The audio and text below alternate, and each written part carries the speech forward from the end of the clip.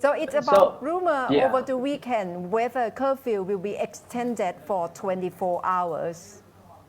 I think the at issue is that despite the curfew, the number of infection cases are still on the rise. Even though we can say that there is a piece of good news today, that finally the number of infections have gone down quite drastically.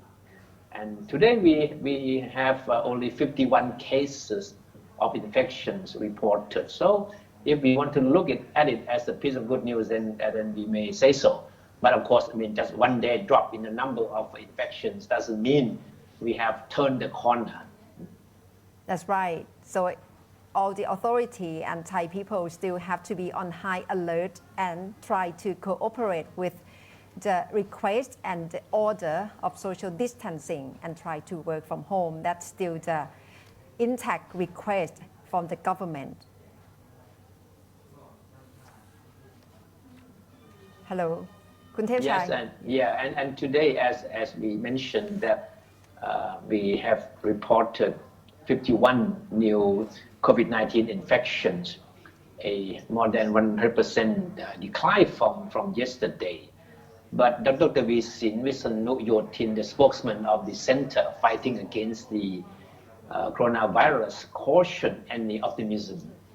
He said, despite the encouraging figures today, we still cannot let our guard down, and shouldn't. And of course, what is quite alarming is the fact that we have seen cases of young people being affected, and some are dying also. So it's very, very clear that the virus doesn't discriminate in regard to age. Yes, the new infection today are the fewest since March 20, when 50 cases were reported. But 27 of the new cases are in Bangkok and 4 each in Phuket and Nonthaburi, 3 in Chonburi and 2 each in Samut Prakan, Yala, Surat Thani and Pathalung provinces.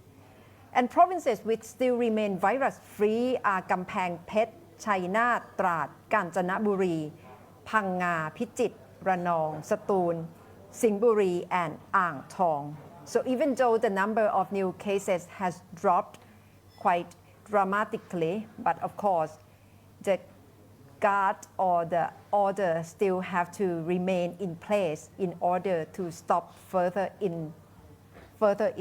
infections. Dr. Tavisin noted that even though most cases are still in Bangkok, with a total of 1,051 cases, he said new infections in the city are reducing, yes, but they are increasing in our country.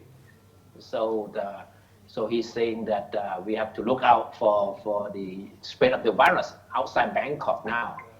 And what is quite alarming is the fact that one of the 3 new fatalities today was a 28-year-old office worker in Bangkok whose wife was also infected. And this only demonstrates that the disease doesn't discriminate as far as age is concerned. And Dr. Tavisin has been cautioning young people. He said young people should not be lulled into a false sense of security that since we are young, we are more physically robust, then we are more immune to the disease. And he said this is no longer the case now. That's right. That's why everyone should try to cooperate with social distancing. And the case that Dr. Tavisin has also mentioned today is about infection within families, Kuntepchai. Because even though we feel safe and we think we can be close to family members, but it shouldn't be the case because social distancing should be kept even within family as well. Because it's turned out that infection could be found if social distancing doesn't be or is not practiced at home, and it has become main cause of infection as well. Yeah, it's very important, as he pointed out, that in families with the elderly people, I mean, distancing is very, very crucial. because as doctors have been saying that older people are more susceptible to being infected by the disease. So, I mean, as Dr. Twisin mentioned a few days ago, that the Songkran festival is approaching. And of course, we all know that the Thai people have the tradition of paying respect to elderly people by pouring water on their palms and hands and to get blessings from them. And that means there will be a close proximity between the elderly and the younger members of the family, right? And for this year, he for once, he said, well, I mean, social distancing should apply even on Songkran's day.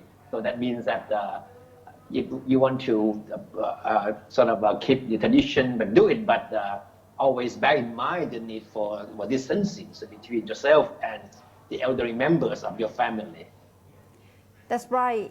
Songkran Day is exactly next Monday on 13th of April, which is the most important day of Songkran festival, and it's recognized as the elderly day as well. That's why he warned the young generation or children generation at home to be mindful, not to be too close with the elderly members in the family, because that's part of the tradition that family is reunion again. But this year, we all have to be mindful of social distancing. Yeah. So his part is that social distancing is something to be observed not only when you are out on the street, but need also to be observed even when you are within your families, especially if you have to look after the elderly members of the family. You have to be extra careful. Yes, and this kind of warning trajectory is quite similar with other countries that we have reported before, Kun Thepchai, like the case of Germany or in Australia, because they impose strict measure even among family members, that they all have to be careful in terms of keeping social distancing within the family. Yes.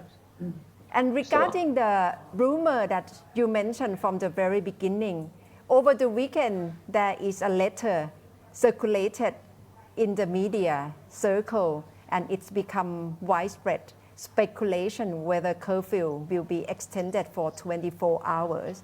So it's about an official letter issued by Interior Ministry to provincial governors in Thailand to step up their preparation in order to cope with COVID-19 situation.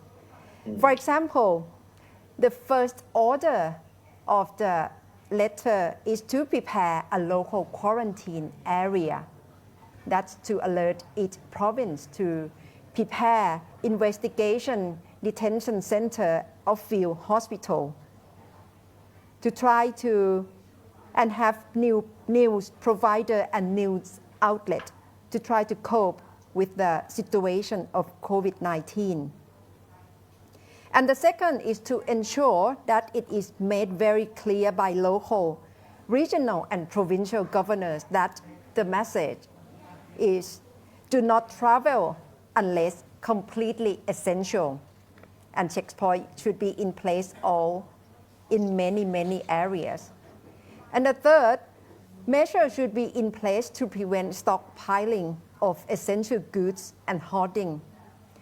And number 4, plan for a transportation system of essential goods such as food and medicine, and clearly state and develop points for food and beverages. And number 5, all provinces must report to the Ministry of Interior on the status of their current plans by 6 p.m. every day. So that's the message that coming out with the letter from the Ministry of Interior.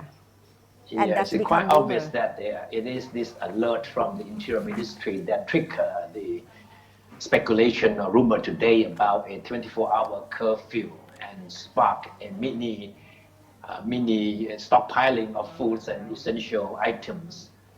But of course, there was an immediate explanation from the spokeswoman of Government House that the alert was just another piece of information from the Interior Ministry to make sure that the officials in all provinces are prepared for if the situation gets worse, it doesn't really signal any intention of the government, on the part of the government, to introduce any more stringent measures, because the government believes that the measures already implemented are stringent enough for the time being anyway. But of course, if we look back to what the Deputy Prime Minister, Dr. Vishnu, said last week, it's quite obvious that the government doesn't dismiss the possibility of tougher curfew hours. He was talking about 8 hours, 12 hours, or even around the clock, curfew. So if a 24-hour curfew comes, it shouldn't be a surprise to anyone. But of course, for the time being, the government insists that it doesn't have any plan to do just that. Yes.